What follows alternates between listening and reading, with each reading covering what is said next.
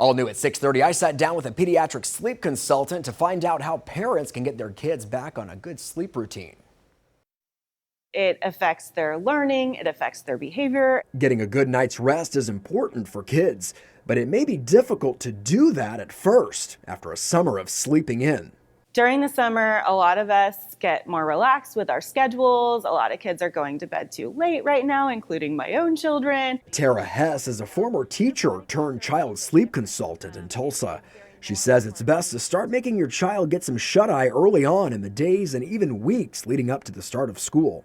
We don't want to wait until the night before school starts and then suddenly just try to put our kids to bed earlier and wake them up earlier. That will not go well for anyone. She suggests moving bedtime up 10 to 15 minutes earlier and earlier every night until you get to your child's desired sleep time, which is based on what time they need to wake up.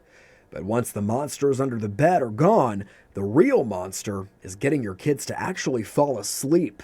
Dinner time is actually an important detail in how easily we fall asleep. The digestive process can interfere with falling asleep. So I usually recommend that dinner is at least 2 hours before bedtime. Which means no more late night runs to the kitchen. Hess says caffeine intake is also important to monitor, especially the hidden kind, like in chocolate. And caffeine can stay in a child's bloodstream for a lot longer than it stays in an adult's bloodstream. It stays in a child's bloodstream for up to 8 to 12 hours. So that chocolate chip cookie after school may hinder your child from catching those Z's around that 9 p.m. bedtime.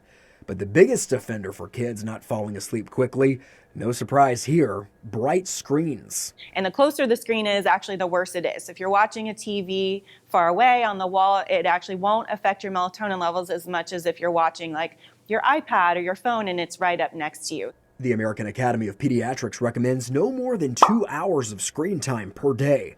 Hess says a good way to do that is getting electronics out of the bedroom and no screen time in the last 1 to 2 hours before bedtime. You just want to give the body time to shift from being awake to going to sleep. And Hess also says no rambunctious activity or roughhousing before bedtime to get you all amped up.